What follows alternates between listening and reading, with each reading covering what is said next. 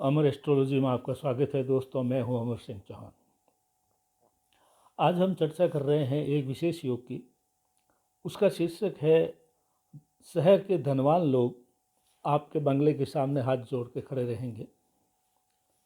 ये आज के वीडियो का विषय है और ये हमने चंद्रमा की कुंडली से बनाया है। यानी चंद्रमा को अगर हम प्रथम भाव में रख करके फिर उस कुंडली का विश्लेषण करें तो वो ये योग बनेंगे, और ये बनेंगे सूर्य के माध्यम से। यानी चंद्रमा फर्स्ट हाउस में हो और फिर सूर्य, जो मैं आगे चर्चा करूंगा, उन 5 भावों में अगर सूर्य होगा तो बड़े महान और बहुत ही बड़े योग बनेंगे। सूत्र सरल सा है लेकिन इसके प्रभाव बहुत बड़े हैं। जब किसी कुंडली में चंद्रमा लगन में बैठा हो और उसके बाद में सूर्य, जो मैं जिन 5 भावों की बात करूंगा, अगर वहाँ बैठा हो तो निश्चित तौर पे बहुत ही बड़े योग बनेंगे। और ये योग जो है इंसान को बहुत ही अलग अलग प्रकार से पराक्रम दे सकता है, शत्रुहंता बना सकता है, भाग्यवान बना सकता है, धार्मिक बना सकता है, पैसे वाला बना सकता है, कुल दीपक बना सकता है, और शहर का इतना धनवान व्यक्ति बना सकता है कि उस शहर के सभी धनवान लोग आपके घर के बाहर दरवाजे पर हाथ जोड़े हुए खड़े रहेंगे। इतना बड़ा बना देगा। सिलसिलेवार हम चर्चा करते हैं दोस्तों। जैसे कि बताया, चंद्रमा अगर प्रथम हाउस में रख करके कुंडली में, या आप चंद्र कुंडली से देख लीजिए सीधा ही, उसमें चंद्रमा पहले भाव में होगा। अगर चंद्र कुंडली से देखें तो चंद्रमा से अगर तीसरे भाव में, यानी जिसको जन्म कुंडली में हम पराक्रम भाव बोलते हैं, वहाँ अगर सूर्य है, यानी मन आपका पहले भाव में है और पराक्रम यानी सूर्य पराक्रम भाव में है, सूर्य पराक्रम भाव को बल देगा कि और पराक्रमी बना देगा।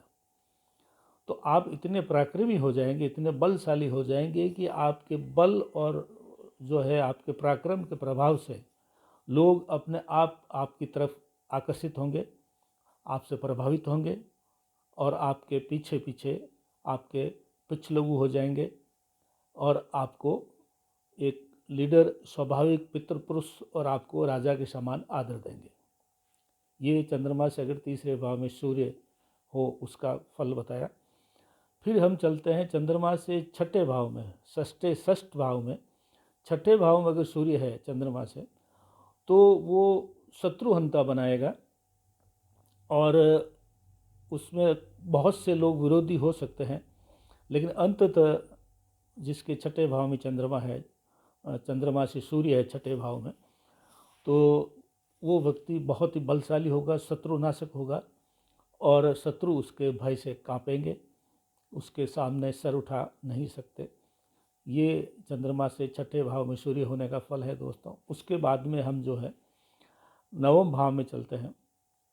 नवम भाव जो है भाग्य भाव कहलाता है। अगर चंद्रमा से नवम भाव में सूर्य है तो वो आदमी धार्मिक होगा, आध्यात्मिक होगा, और वो मोटिवेशनल स्पीकर हो सकता है, वो प्रवचनकर्ता हो सकता है, वो गुरु के रूप में लोगों को उपदेश दे सकता है, गुरु के रूप में लोग उसको सम्मान करेंगे, उसकी कही हुई बातों को भगवान की वाणी मानेंगे।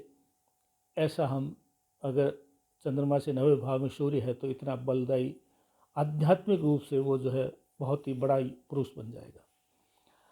उसके बाद में 10वां भाव जो है कुंडली का, 10वां भाव कर्म भाव जिसको बोलते हैं, उसमें अगर सूर्य है तो वो वास्तव में उस शहर का सबसे, पैसों में, धन में, ऐश्वर्य में, वैभव में सबसे बड़ा आदमी होगा।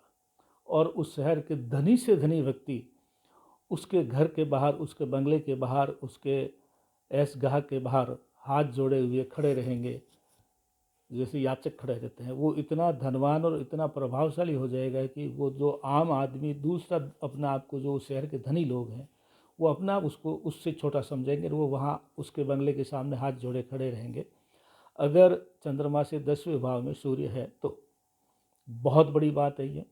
इसके बाद में अगर चंद्रमा से 11वें भाव में सूर्य है, जिसको हम लाभ भाव बोलते हैं, 11वें भाव में अगर सूर्य है तो सूर्य वैसे भी ज्योतिष में 11वें भाव में सर्वोच्च माना जाता है। तो वहाँ पे अगर सूर्य है तो आप कुल दीपक होंगे, और आपके कुल दीपक होने की वजह से ऐश्वर्य वैभव वगैरह आपके घर में है और नहीं है तो आ जाएगा। और वो इतना आ जाएगा, इतना आ जाएगा कि आने वाली कई पीढ़ियों तक आपके धन से आपकी आने वाली संतानें, आपकी पीढ़ियाँ आनंद करेगी धन पे, और हर बार यही कहेगी कि हाँ हमारे वो पूर्वज थे जिन्होंने इतना धन कमाया कि हमारे 7 पीढ़ी में भी ख़त्म नहीं हुआ। तो वो कुल दीपक के रूप में आप याद किए जाओगे तमाम उम्र। तो ये चंद्रमा से तीसरे, छठे, 9वें, 10वें, 11वें भाव के सूर्य की हमने गति बनाई और उसके प्रभाव बताए। और ये बहुत ही सरल सा सूत्र है लेकिन बहुत प्रभावशाली सूत्र है। तो कृपया अपनी कुंडली को इस दृष्टि से देखें। ये विद्वान ज्योतिषी हमारे से विश्लेषण कराए कुंडली का, और अगर मान लो उसमें सूर्य या चंद्रमा कुछ कमज़ोर है तो उसको ग्रहों को बल दे करके, ग्रहों को बलवान बना करके आपकी कुंडली को उचित स्तर पे ला सकते हैं, जिससे हमें उन सूर्य और चंद्रमा से जो बनने वाले ये 5 योग है उसका पूरा लाभ आपको मिले। आज इतना ही अमर एस्ट्रोलॉजी में। कृपया हमारे चैनल को लाइक करें, सब्सक्राइब करें, मित्रों दोस्तों को भी इसके लिए प्रेरित करें, जिससे हम और भी अच्छे वीडियो बना करके आपकी सेवा में पेश कर सकें। धन्यवाद।